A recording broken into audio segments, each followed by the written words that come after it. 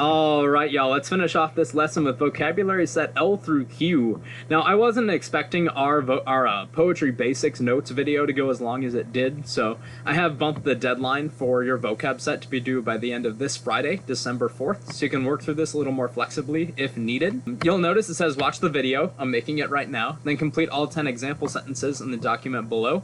I do need to open up my document in Word so I can do definitions with you here. Then you'll be able to do your example sentences as an assignment here. So let's take a look at vocab set L through Q. I just got to zoom in real quick here. Alright, so our last 10 words of the semester, as we just move forward in the alphabet, our last set was F through K. Let's look at L through Q this time. As per usual, I'll pronounce these words out loud. We'll do a little bit of parts of speech strategies to place a couple of them without looking for definitions, but then I'll do definitions for the rest of them with you here. The goal here is that you can learn these words and their definitions now, and then you can create your own sentences that use them correctly for me to grade. All of it is good practice for your vocab quiz at the end of next week. Our words this time are luminous, malleable, meander, multitude, narrate, obscure, ominous, precipice, pristine, and quell. One thing we might notice about our parts of speech too is that half of these words are adjectives. I count 1, 2, 3, 4, 5 adjectives, 3 verbs, and 2 nouns. One strategy that I would recommend for you that I'm going to practice right now is starting with the ones that you know. I'm hoping for a lot of you, the word narrate is the easiest one to work with right here, as we've seen the narrator several times this semester in studying short stories. I'm sure we know that narrate has something to do with storytelling, and if we check our verbs especially, to wander slowly and aimlessly, no. To bring to submission, not quite. To tell a story in detail is to narrate. Done. And once again, I like to cross things out as I go just to give myself a visual of what I'm not going to use again, so I'll strike this through real quick. There we go. That's 1 out of 10 done. That's another one that I don't have to look up. Are there any others that I might know just off of first glance here? These are tricky words, so maybe not. One thing I am curious, though, is that since we knocked out one verb, I'm curious to see if we can knock out the other ones, too. We have to wander slowly and aimlessly. We also have to bring into submission or to control. These ones are not as easy either. One thing that I might recommend, there is one other strategy that I want to do real quick here, just so I can knock out one more word, knock out one more definition, so I only have to look up 8. I'm noticing, once again, we have a lot of adjectives on our list right here, but I'm noticing this word luminous, which reminds me of a previous vocab word, illuminate, right? Lum, L-U-M, is the root for light. I don't remember if that's the Greek or the Latin root, but it's a root for light. And I'm noticing the very first word is an adjective emitting light, shining or glowing. That one's going to be luminous. Luminous. Might as well eliminate one more before we look up some definitions on the interwebs. Boom. Okay, now let's do this just word by word right here. So we're going to start with malleable. You got to open up Google here. Let's get a good definition for malleable. I like to type in malleable definition. I usually skip Google's dictionary because it's not the best dictionary in the world. I really like Merriam-Webster. Malleable. I am seeing that it's an adjective, so it's one of those other 4 words that I can use here.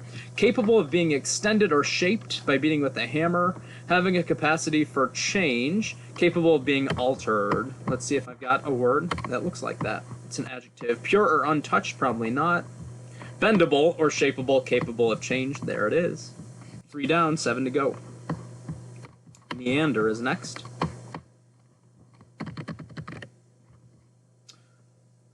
This one says a noun. It could be a verb as well. So maybe I'll save meander for later because I'm not sure which of those definitions is going to be used. We move down the line. Again, one strategy that you can use on matching at any point is to skip. Skip ones that are more difficult. Come back to them later. Multitude is next. A noun, the state of being many, a great number, or a host. Okay, so it's one of those 2 nouns. You only had 2 nouns. A very steep cliff, no.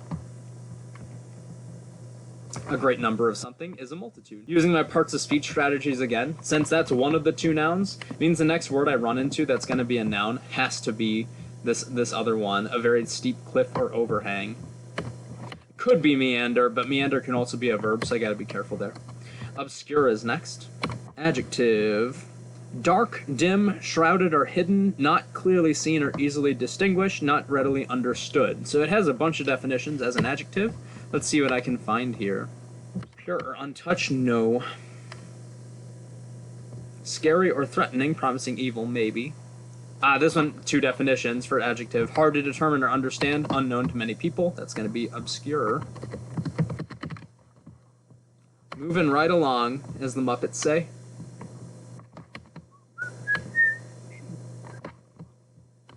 Ominous. An adjective. Being or exhibiting an omen, portentous, especially foreboding or foreshadowing evil. I do remember seeing one definition that had to do with evil. It's an adjective.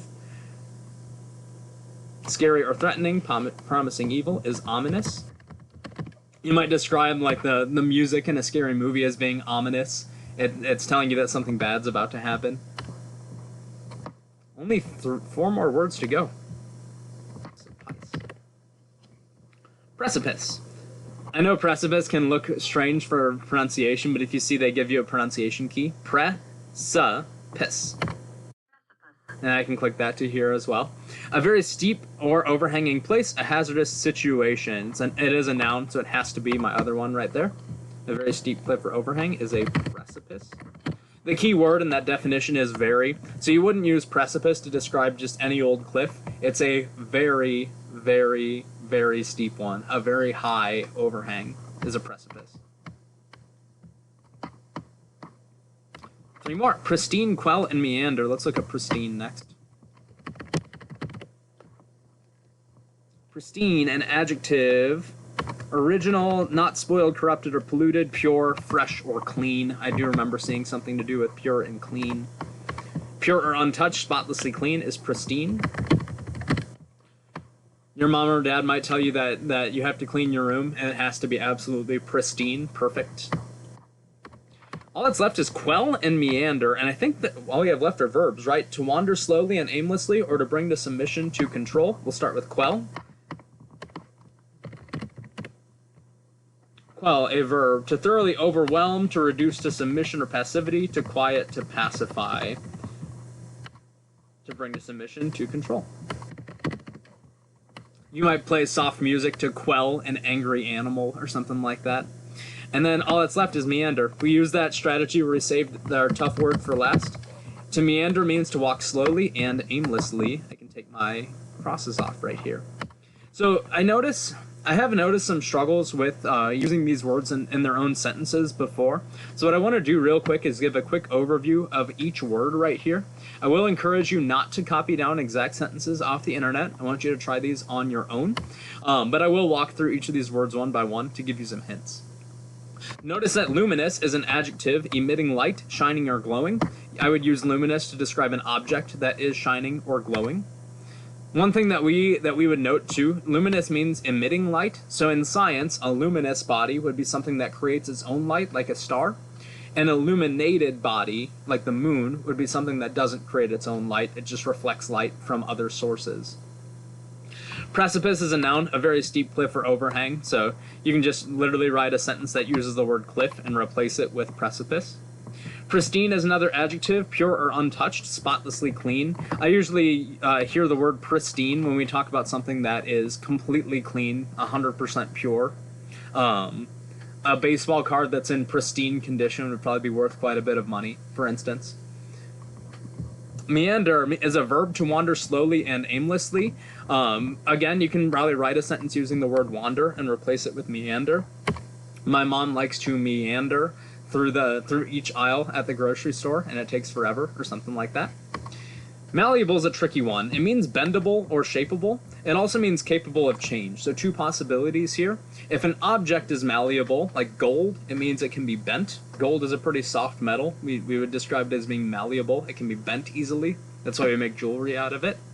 Malleable could also describe like a personality change as well. So a malleable person is someone who can kind of adapt to different situations or change his or her traits, personality, those kinds of things on the fly. Quell, to bring the submission to control. The police quelled the rioting crowd by throwing tear gas. I quelled the charging bull by playing soft music or something like that. Ominous, another adjective, promising evil. The ominous music in the horror movie put me on the edge of my seat or something like that. Multitude, a great number of something. You almost always see multitude before the word of. We saw a multitude of geese land right outside of Milwaukee Lutheran High School. Narrate is just the verb of narrator, so to tell a story in detail is to narrate it. Obscura is our last adjective, and one of the trickier ones to use right here. It can mean that something is hard to understand, so I might say something like, the researchers had trouble deciphering the obscure ancient text, or something like that, or the obscure hieroglyphics in the pyramid, or something like that. Obscure can also mean that something that's unknown to many people. So, for instance, when we draw like trivia, true or false, in our brain break bucket in my classroom, that's where we might share some obscure facts, right? Facts that not a whole lot of people would know, just random trivia, things that not a whole lot of people would know, just right off the top of their heads. Once again, I do want you to use each word correctly in its own complete sentence. You have the definitions in front of you, so use those to your advantage. While you can look up example sentences online, I'm going to encourage you still to write your own. Once again, I will comment on these things once you have them in. I just want to be able to give you something to study next week as you prep for your quiz over these words.